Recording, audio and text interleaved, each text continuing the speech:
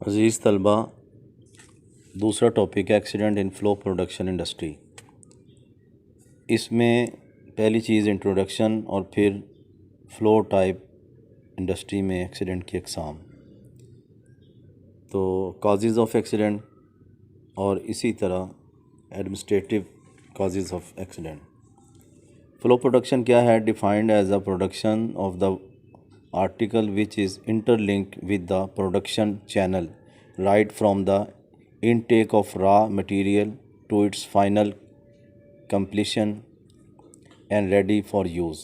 यानी कि flow production ये है कि जिसमें तमाम डिपार्टमेंट का इंटरलिंक्ड हो और जहाँ रॉ मटेरियल से लेके फ़ाइनल प्रोडक्ट जो तैयारी तक आपस में रब्ता हो।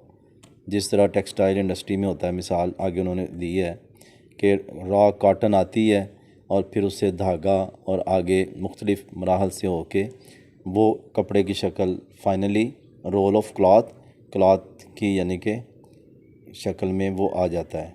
इसी तरह पैकेजेस फैक्ट्री में कि जहाँ पेपर भी बन रहा है और फिर आगे उसकी डिज़ाइनिंग और प्लेट मेकिंग ये सारा होता हुआ यानी कि प्रिंटिंग और बाइंडिंग तक मुकम्मल प्रोडक्ट आ जाती है। इसको हम कहते हैं फ़्लो प्रोडक्शन।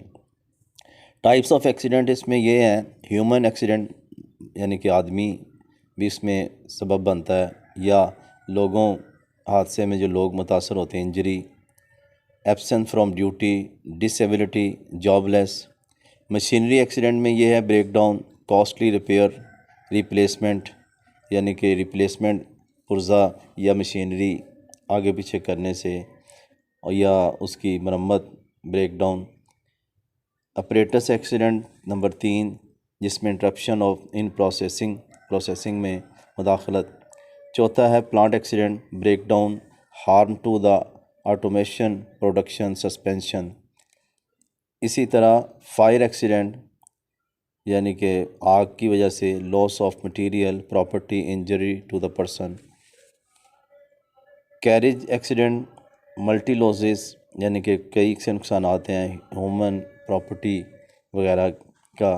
कैरेज एक्सीडेंट ये है कि एक चीज़ को दूसरी जगह ले जाते हुए। काजेज़ ऑफ एक्सीडेंट के असबाब क्या हैं? We have learn that accident do not simply happen. ये तो हम समझ गए हैं कि ये आसानी से नहीं हादसा होता, बल्कि इसके सबब होते हैं और जिसका रिज़ल्ट निकलता है कि वक्त भी ज़ाया होता है, मटेरियल भी, मशीन भी, ऑपरेटर्स भी, जायदाद, बंदा ज़ख्मी हो जाता है, बाज़ू का जान ही चले जाती है। इसलिए स्टडी किया जाए हादसात के असबाब को ताकि बचाया जा सके हादसात के रूनुमा होने से। आगे है इसका यानी कि बाकी जूस छोड़े हुए हैं क्योंकि ये जो कोर्स कम किया गया। एडमिनिस्ट्रेटिव काजेज़ ऑफ एक्सीडेंट 2.7 के इंतज़ामिया भी सबब बनती है। जिस तरह बाकी सारे असबाब हैं तो इंतज़ामिया भी बहुत अहम रोल अदा करती है कि सेफ्टी पॉलिसी नाफज नहीं करती या जहाँ काम हो रहा है वहाँ सेफ़ माहौल नहीं है। तो ये चंद पॉइंट हैं। Care free attitude in the implementation of health and safety, सेहत और हिफाजत के मामले में केयर फ्री कोई यानी कि केयर नहीं की जा रही है, ऐसे रवैये हैं। वर्क एक्ट नहीं अमल हो रहा। इग्नोरिंग रिक्रूटमेंट स्टैंडर्ड, जो भर्ती का मेयार है उसको नज़रअंदाज किया जा रहा है। Under as person child label, छोटी उम्र के बच्चे रखे जाते हैं ताकि पैसे यानी कि बचाए जा सके। जिस तरह अगले पॉइंट में है person of the irrelevant field, गैर मुतल्लका बंदा, उसने काम कुछ सीखा है या कोर्स कोई किया है तो ना उसके पास स्किल है, सिर्फ फिनंशियल सेविंग एंड ओब्लिगेशन, तो सिर्फ यानी कि माली बचत के लिए ये काम की जाती है। Requirement of disabled person and cheap rate and their misfitting, तो डिसेबल पर्सन को भर्ती कर लेना जो कि वहाँ मिसफिट है। इसी तरह कोई सिक्योरिटी हेल्थ के बारे में नहीं है, ना कोई वेलफेयर का यानी कि मामला कि किसी कोई ज़ख्मी हो गया है या कोई नुकसान तो उसका किस तरह पूरा करना है। इसी तरह डेंजरस सब्सटेंस, नुकसानदेह जो हैं चीज़ें, उसको लोगों से बचाने का कोई कंट्रोल नहीं है। कोई यानी कि लागू सेफ्टी पॉलिसी कानून लागू नहीं किया जा रहा। इसी तरह जो केमिकल्स वगैरह हैं उनको भी यानी कि अच्छे माहौल में नहीं रखा जा रहा, उधर ही है जिधर लोग हैं।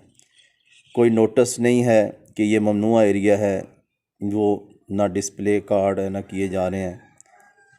इसी तरह ना ही इंसदादी कार्रवाई की जा रही है कि हादसा से बचाव के लिए।